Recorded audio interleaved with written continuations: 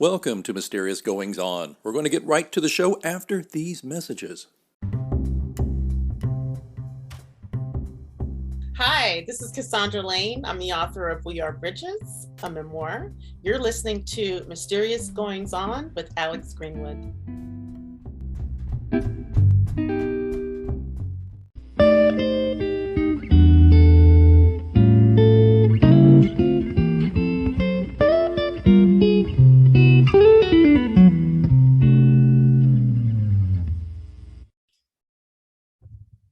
For all things, there is a season, a time to laugh and a time to cry, a time for planting and a time for harvesting, a time for making war and a time for peace, a time to live and a time to die. That's from Ecclesiastes, but to go further, each man who journeys through life must travel through its seasons and ultimate lessons. For some, the journey is brief. Their life's light is fleeting. They're like rockets that flare to the heavens, glowing brightly only go black in the next instance. Still others travel what seems to be an abbreviated journey, missing some of life's seasons, never knowing the agony or the ecstasy of what they have missed. But some live each season, taste each tear, relish in each sunrise, brace themselves against each burst of wind. They have traveled life's highways and finally joined the many pieces of themselves into the whole person they were born to be. Well, if you can stop reeling from that incredibly wonderful paragraph written by our guest today, you're going to be in for a treat, because we're going to meet him. We are going to meet Carl Buccellato, who is the author of To Every Page, A Turning One Life's Journey. Could I call you Carl and welcome you into Mysterious Goings On? Please do, Alex. Please do. I have such great respect for you and your achievements, not just the book achievements, of course, but just your life in general, that I always feel like saying Mister to you, but I appreciate you letting me call you Carl. Please do. Carl, this book is not, it's not really a memoir, it's not really a biography, but it really is a companion to your own life. And I believe you started this journey to writing this book when you were cleaning out the garage. Yes, well, the story goes, and it's in the book, you will find it. I was a journaler and a note taker for 50 years of my life. And it helped me, those journals and notes helped me to record emotions and feelings I was experiencing in a particular day. And so I could write it down and remember them as they were. So later on, I could share them in various groups, self-help groups, to overcome some of issues of my life. And as a result of that, I collected 50 years worth of those documents. And in a filing cabinet in our garage lay these documents that have been sitting there since 1996 when I stopped doing it. And I'll tell you why in a few moments. And I took them out, and as I started to read them, memories came flooding back to me. And my wife came in and said, "What's going on in there?" She saw me bent over and emotional over some things. And she said, "What is this?" And I showed it to her. And she said, "You know, this is really good stuff. You ought to put this together and share it with other people." And that became the stimulus to do the book. I had never thought of it as a book before, but that became the stimulus to do the book. Well, first of all, I think every writer knows this, whomever they are. There's usually somebody standing beside or behind them saying, "You can do this and you should do this." And you had Mary Ellen. Absolutely. She has been the absolute joy of my life. And we just did celebrate last Tuesday our 14th anniversary, wedding anniversary. And she came along at a time that I really needed inspiration and encouragement and a pathway to a deeper sense of faith and feeling of what's going on in the world. And she really opened those doors for me. She really did. She's a wonder. She's a wonderful woman. And I'm blessed to have her. Many congrats. Yes, and that's very evident through your book, how blessed you are to have her in your life. And what's wonderful, there's several words that come to mind as I think about reading through the book, but one is gratitude. You are not a man who is afraid of expressing gratitude or your feelings or just yourself. So I'd love to just chat with you for a minute for the listeners to understand what To Every Page a Turning is.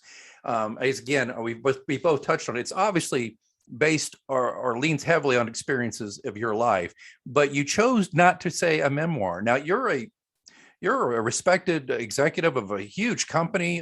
You've retired now, of course.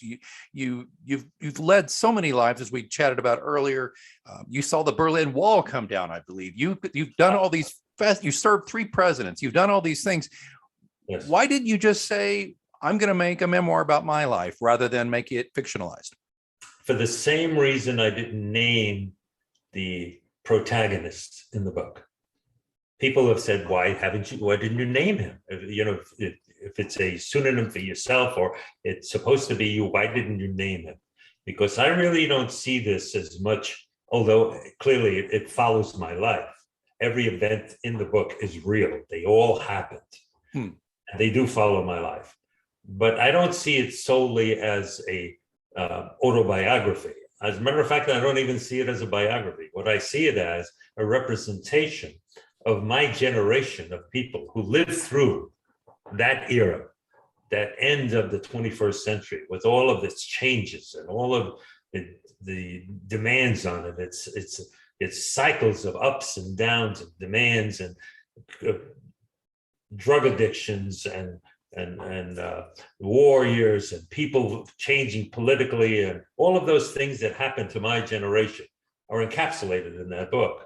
And as a matter of fact, many, many people who have read the book have said to me afterwards, you were telling my story. This is me you're talking about. And even though they didn't have the exact same situations, they had situations close enough for them to parallel it with their own lives and get in touch with their own emotions and memories about it. And I intentionally did not want the focus to be on, hey, Carl, when in 1986, when you did this and the president said that. That's not what it was about. It was about an individual who grew up from very difficult circumstances, and life contrived to either kill you or survive. And the people you talk to, the mentors you reach, the lessons you learn along the way are what makes you into the different person. You were very gracious just now, and you said, I'm an open person. I'm willing to be transparent. I'm willing to show my emotions. Remember, that wasn't always true. I'm a Sicilian, born of a Sicilian family, and the old story about omerta, silence, and keeping things to yourself was very true to me as a young man. All of those things would never be revealed. That's why they were written in documents that no one ever saw for 50 years. The groups that I talked to who lived through certain circumstances and helped me get over, those issues and get through those issues, they were uniquely aware of what was going on. But my own family didn't know half of the things in this book. My own children didn't know some of the things in this book because they were kept inside. And as I evolved, as I grew into a place where I felt I could trust and become more transparent, I revealed more and more to different people.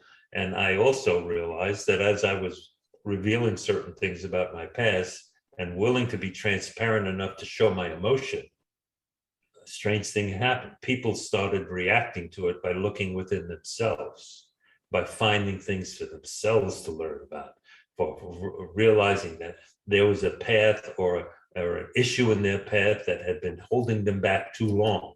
And they went and found a way through it. And I say to everyone, what you're looking is at not only the product of 50 years worth of journaling, but a willingness and a trust in my God to let go and trust him and just trust. And that's who I am. I make no bones about it. That's who I am today. You will concede, though, that it's rare, or it's seemingly rare for a person of your generation to be quite this open. You happen to be my father's age, and he's not quite the open book that you seem to be. Was there a seminal event, one single event, or was it a series of events that led you to be contemporary Carl, to look back and go and really reach back to young Carl? Was there some things that really connected? Oh yeah. So well, as I say in the book, that I was a member of ACOA, Adult Children of Alcoholics. For 12 years, I participated in that. And I went to all of the rooms, and no matter where I was in the country and sometimes in Europe as well, I found a place where there was a meeting and I could share myself privately and anonymously in those environments. But I also attended about 25 or 30 years ago, I attended a weekend that truly changed my life. It was called Choices. And on that weekend, there were groups of people very much like myself who were survivors of many different types of traumas, whether they be adults, children of alcoholics, or active drug users, or people who were surviving post-traumatic stress from war situations. There were people of every kind there. And what it was an opportunity for each of us to make choices for ourselves in our life as we go forward, by recognizing that we each have an inner child. There's a child within each one of us that was either nurtured and helped to grow by another adult, or somehow had to learn to fight and survive for itself. And that child is still inside of me. And so on that weekend, I learned that I could take that child and nurture it myself in the places that I didn't feel I was nurtured, from parents that, not because they didn't want to give it to me, they just didn't know any better. They just didn't have any more to give. And so when I was able to do that and overcome issues of feeling lack of self-worth, overcoming issues of feeling embarrassment and shame because of my father's alcoholism, overcome feelings of repression from trying to battle your way through the world, and finding that sometimes you hurt people along the way, physically and emotionally. You hurt people along the way. And so you not only have to be able to say, I'm sorry to allow others to say, I'm sorry to you, and you receive it. You have to be willing to say, I'm sorry also. You have to be able, I had to be willing. I won't say you, I'm saying I had to be able to say to other people, I'm sorry. I had to say to myself, I'm sorry that when you were going through all these issues, no one was there for you, including yourself. Well, I'm here now. And so that weekend helped me enormously to overcome old issues, to stop being, and in many ways, I'll always be the kid from the streets of Brooklyn. You know, there are things that in your tapes that they're always there. But the instinct to be fight or flight is not as real to me as it used to be. I'm a much more peaceful man, and I'm very willing to contribute my share to the world. I've been blessed greatly, and I know that, you know, to whom much is given, much is expected. So I offer my hand, not only financially, that's the easy part. Ironically, today, that's the easy part, but with my time and with my emotions and my willingness to open to other people and accept them and embrace it. I'm going through something right now that may seem funny to you. My landscaper that I've had, the gardener that I've had through 4 different houses, came to me yesterday, and he said, you know, with the pandemic, I couldn't work very much, and my rider mower died, and at the same time my truck died, and I can't do both. So I'm helping him find a truck. Right? I'm on the computer today looking for trucks. You know? But you know what? So what? You help people where you can. You know? Yeah, with no expectation of anything other than, hey, thanks. You know, that's the true gift, if it's offered that way. So, you know, what I'm hearing, Carl, too, is that particularly for listeners who may have gone through some similar childhood issues, trauma. It's trauma, okay? I mean, let's be fair. This is called, psychologically, it's called trauma. Would you classify what you went through as something that caused a post-traumatic stress situation with you?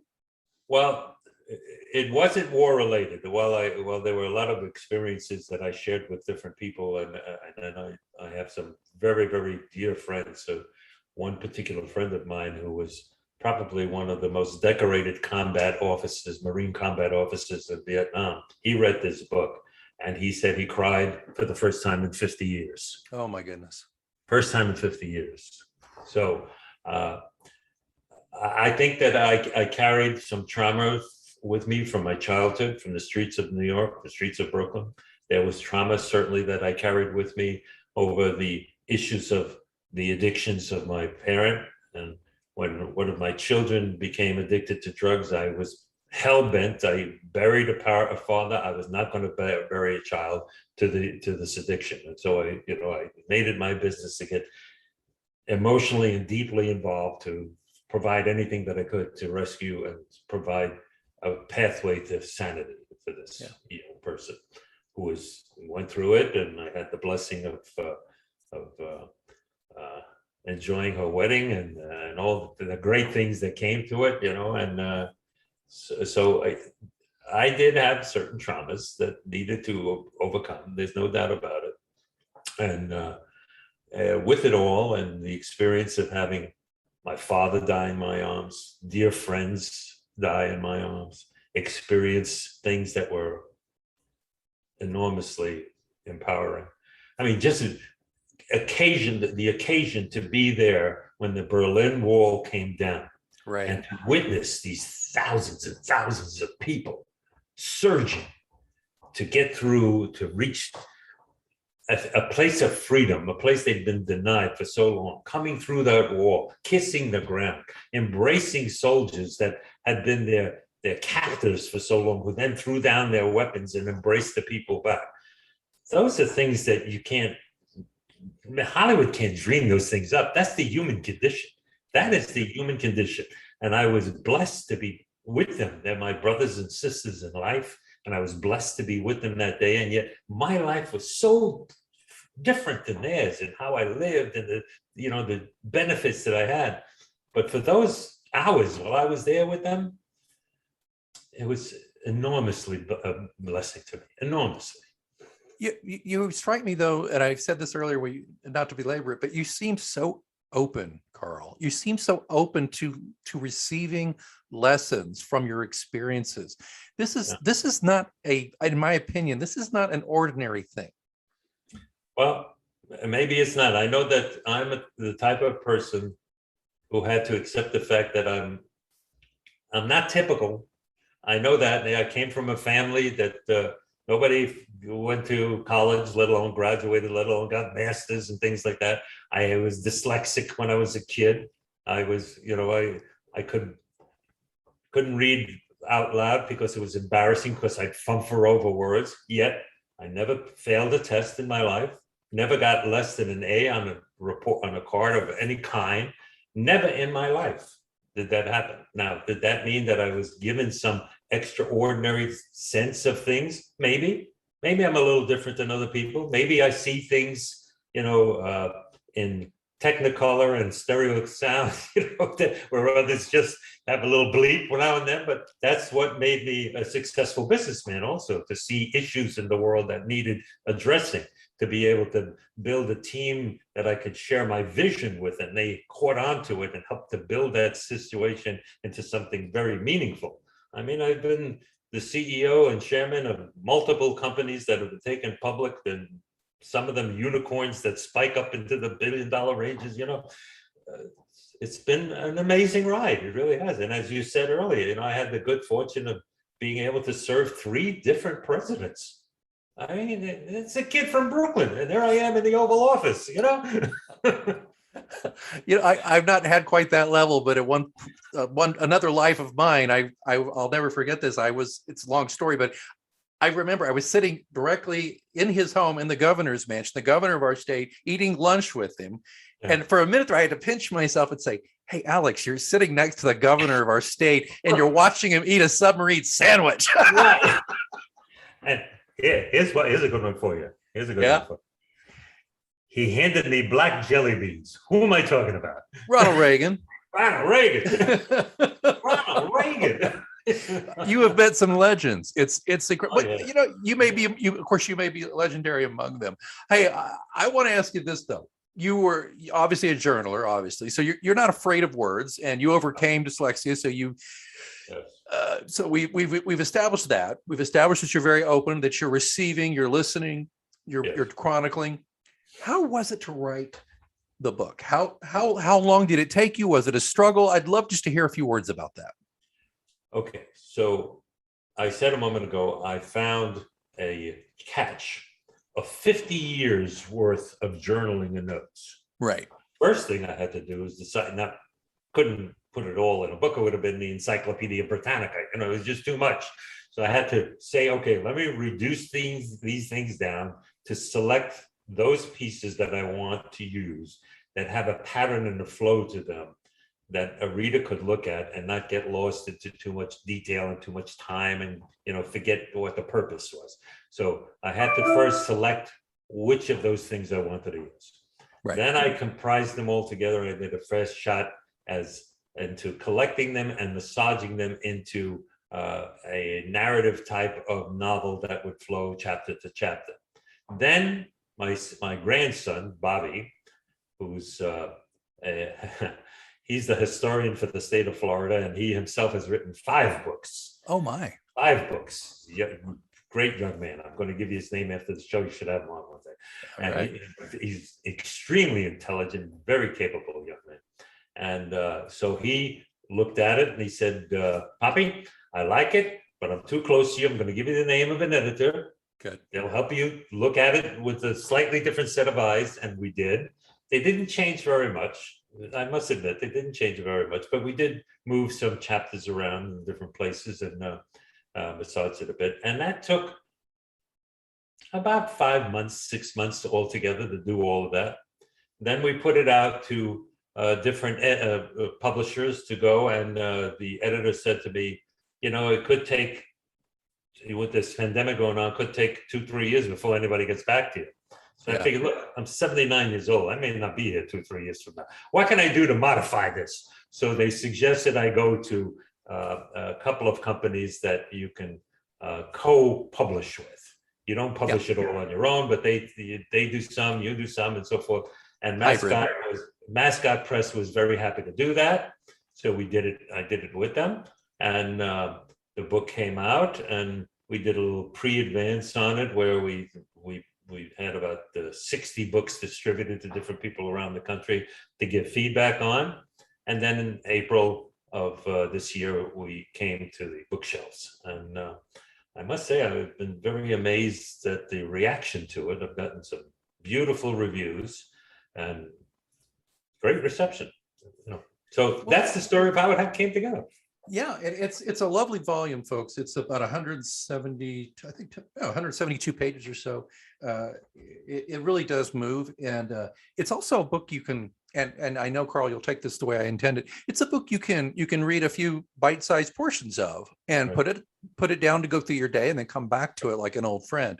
And of course, this old friend doesn't have a name because, as you said, Carl, the protagonist could be. You know, I love that aspect of it. Just think of what you just said, Alex. While you're reading that book, put your name in there. Yeah, Alex did this. Alex did that, and you say, you know what? Maybe I didn't, but I got to talk to my father. Maybe he really did these things. He's the same age. He lived through those experiences in life. Yeah. Well, that leads me to one of my final questions. But I got to ask you, Carl. You're a chronicler of the age of your life, your lifetime. And this, I want you to put America on the couch, on the therapy couch. Are we okay? I think we will be okay. I don't think we're okay at the moment. I think we're in some serious issues that need to be resolved. Yeah. And the first and foremost, of course, is that the nation is, in my opinion, dividing into camps. Yeah. And when we don't have e pluribus unum, together we stand, you know, we have a problem in this country, because we are a nation that can, and has proven, can overcome anything when we address it together. But there are camps on both sides that are looking for power plays, and they are working to divide us. And I think that's a very, very serious problem. I'm not going to speak out politically about a whole bunch of stuff, but I think the press has made a serious mistake in failing to be an open and unbiased press. I think that's a big issue here, and we have to be certain that we preserve our nation, because the Constitution and the Bill of Rights have survived for so many years, and all these tens of hundreds of millions of people who want to come to this country, want to come here because we have something very unique. And if we don't preserve it, the whole ball of wax falls on us, you know. So I think it's time for us to realize we're in trouble. I have a 13-year-old daughter. I'm very nervous about her future for a variety of reasons that we don't have to go into. And I look to people like yourself who have some wisdom of years and some accomplishment. And I appreciate that how you outlined what the issues are, because I totally agree with you. And yeah, we could get down into little policy things, but that's not really what I'm up to here. I'll just leave you with this last thing about this, that really, this is what really for me did it the worst was Ronald Reagan, who you mentioned. Do you remember he gave a speech once or a talk and he said, what would we all do in this world if aliens invaded? In his point, it was a little funny, everybody laughed, but his point was we would band together, would we not? That's right. So here we have the greatest pandemic in 100 years and we've splintered. How did that happen? Yeah. I wish I knew how that happened, but I do know that unfortunately there were powers that there was one political group in place working day and night to get vaccines out and accomplishing it. And everybody was saying, well, it can't be good. You can't take it because this group sponsored it. And then he got voted out and another group got voted in. And all of a sudden, you know, you have to take this vaccine regardless of what happened there because it's your freedom move. And many of us, including myself, you know, took the Pfizer shots, both of the Pfizer shots, not knowing what they are. Me too. Not knowing what they are. And people on one side are saying, well, you know, it's not a real vaccine and it has all these artificial things in it that may give you a problem later on. Well, later on means what? I'm 80 years old. What's going to give me a problem when I'm 96? So, you know, I do think that too much, you know, Cervantes said in Don Quixote de la Mancha, too much sanity is insanity. Oh my goodness. Too much sanity is insanity. And when we look at some of the insanity that's going on under the guise of people saying, we know better, we're sane and they're not. It's absurd. It really is absurd. I just want to say that I want to get back to where we could just argue over taxes and spending and that stuff, but arguing over facts, a settled fact, or arguing over things like that, to me, there lies madness. But I didn't mean to get off on that, but I did want to ask you, as you know, I mean, and I think you'll understand what I mean when I say this. You hear of elder statesmen, you hear of the elders. You know, the silver on your hair is a crown of gold. We should be asking your opinions of these things because you've seen it. You've seen this stuff. And so that's why I ask you about that. And I hope you don't mind me indulging in that. I don't at all. And I'm happy that you did. And I would not have injected it into your show because it's your pace to decide what you wanted. But I'm glad you gave me a platform to say what I think, that we have the greatest opportunity in the history of man to come back together as a single nation, united. Yeah. And we need to do it for the salvation of mankind. Because if we don't do it, this country doesn't do it, who's going to do it? Where is it going to be in the future? It must be us. It's the shining city on the hill, the last best hope for freedom in the world. And, you know, I'm sure people and we do have a fair amount of folks who don't live in the United States who listen to my show. And I hope you all understand when we say that we're not being arrogant. We just feel that at least the principles we were formed by, where we are led by principles and not people, so to speak. You know, our oath is to our Constitution, which is ultimately about all of us rather than a king or dictator. So that's all we really mean by that, because I think a lot of times I have to be careful with this, Carl, because some of my listeners from outside the US, you know, think, oh gosh, you guys think you're better than everybody else. No, we don't. We just strive so hard for that perfect union. That's what we're all about. Gosh, look at me. I'm putting my foot in it now. I got to be careful. I've got a lot of Canadian listeners. I got a lot of UK listeners here. Carl, I want to ask you a last question here, if I could. And again, thank you for being so candid with that. What's next? Is there going to be another volume? Or you got it out of your system, or do you want to do more? I've started to structure out 2 different books. Yeah. One of them will be similar to the first book, where it'll carry through with a central character. And the other one is more, it's called Along the Way. And ironically, it comes as a result of so many people calling and writing me and asking questions and contributing their own thoughts and opinions or issues that happened with them along the way of their lives. And so I started to structure that out. And one of my publicists told me a couple of weeks ago, you're really easy to talk to, and everybody enjoys talking with you. Why don't you do a show yourself? So what I'm going to do is they've suggested I create a radio program that would be on a regular basis, and it'll be promoted through different social media things, and I will interview guests, not necessarily guests that have something to do with my book, although I will talk about subjects in the book, but people I have met along the way who have given me great insights, messages, and instincts. And there's a lady that unfortunately I can't have her on the show because she's passed, but probably 40 years ago, I was sitting in this group, this prayer group, and she and her husband came in late. They were always on time. They were older people. And we said, "Hey, what's going on with you guys?"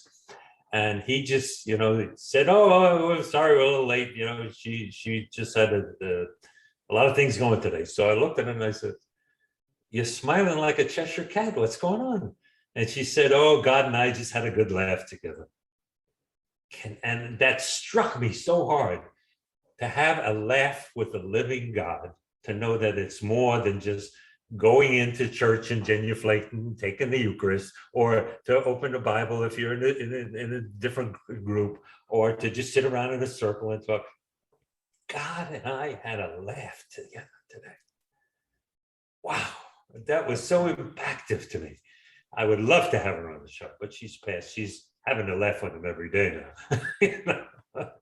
Well, I think you'd be tremendous. You are extraordinarily easy to speak with and charming, and I think you do well to do that. You should think about that seriously. Well, I'm going to turn the tables on you. As soon as I get it locked up, I'd like you to be a guest on my show. Oh, well, okay, sure. I don't think I'm all that interesting, but absolutely, sure. I think you are. We'll see. You made some comments today that when you look back at them, you'll see you revealed a lot of things. Well, you know what? Can I say this in all humility? I feel as if you and I are somewhat fellow travelers in the sense that I'm open to. I'm trying to always receive lessons and learnings and figure things out and try to improve myself. And gosh knows I've been a jackass in my youth, and I'm trying so hard not to be. Welcome aboard. Welcome aboard. Oh my gosh, Carl Buccellato, you have been a delight. I wish we had more time. You're joining us from Coral Springs, Florida. That's on the Atlantic side, right? Yes, that's just north of Fort Lauderdale. I am in your state a lot. My wife and I got married in Naples, and we honeymooned down to the Keys, and we go back every so often. And boy, it was our first vacation after COVID. We went down to the Keys and took our daughter who'd never been, and just ate everything and had a great time. And it was right at the right time before Delta really hit again. So it was wonderful. Well, Alex, I'm going to make an invitation to you. Oh, all right. Come down with that Italian wife of yours. Yeah. Please let me know, and I will take my wife and I will take the two of you to a restaurant where you will lick your fingers. Oh boy, you Carl, that's a date. I've got this on tape here. You do realize that, sir. I'm saying it to the world. I'm saying it to the world. Come, you will love it. I guarantee you. I won't say the name online because that'll be like promoting it. But there you go. And people will find us there and then want autographs. Then you have all the crowd signing or something. Carl Buccellato. The book is To Every Page of Turning, One Life's Journey. It's put out by Mascot Books. And where can we find this, sir?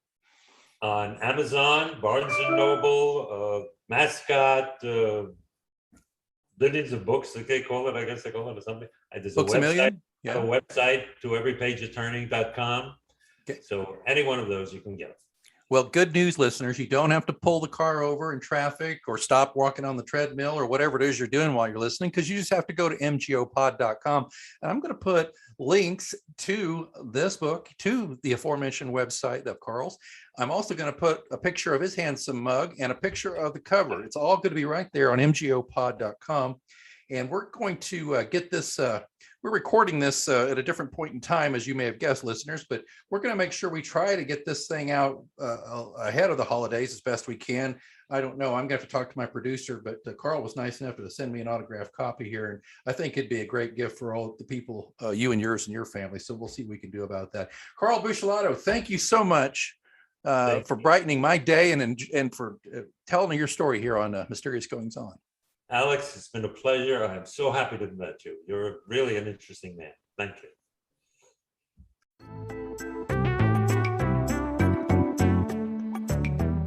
You know, I love podcasting. I have since 2006, back when you had to use like a Dixie cup with string to make the thing work. And that's why I'm so excited that we recently moved Mysterious Goings On to Anchor FM to record our podcast. I gotta tell you, I don't regret it a bit. If you haven't heard about Anchor, it's the easiest way to make a podcast. Let me explain. First of all, it's free. There's creation tools that allow you to record and edit your podcast right from your phone or computer. Anchor will distribute your podcast for you so it can be heard on Spotify, Apple Podcasts, and many more. And you can make money from your podcast with no minimum listenership. It's everything you need to make a podcast all in one place. Not going to lie to you, when I first heard about Anchor, I was a little dubious because I've been doing it the hard way for so long. But I got to tell you, it's very easy. Use a Stripe account. Get sponsors. You're not paying monthly hosting fees. The sound quality is great. The distribution is phenomenal. Friends, download the free Anchor app today if you want to start your own podcast, or go to anchor.fm to get started. Remember, you heard it here first on Mysterious Goings On.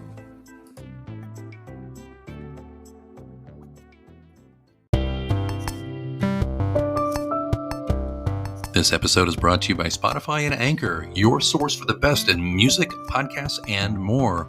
You can also be someone who helps bring more to your life with Mysterious Goings On by being a listener supporter. Please click on the link in our show notes and you will be offered 3 tiers for support. We have a 99-cent per month tier, $4.99 per month, and $9.99 per month. You can buy it with Google Pay or use with a credit card instead. This helps keep the show going. I could use your support if you really enjoy Mysterious Goings On, and lots of you have since 2016. We'd love to keep going, and some listener support like you would be very, very helpful to me in keeping the show moving right along there. So, as I always say at the end of every show, keep reading, but also keep listening, and please consider supporting Mysterious Goings On.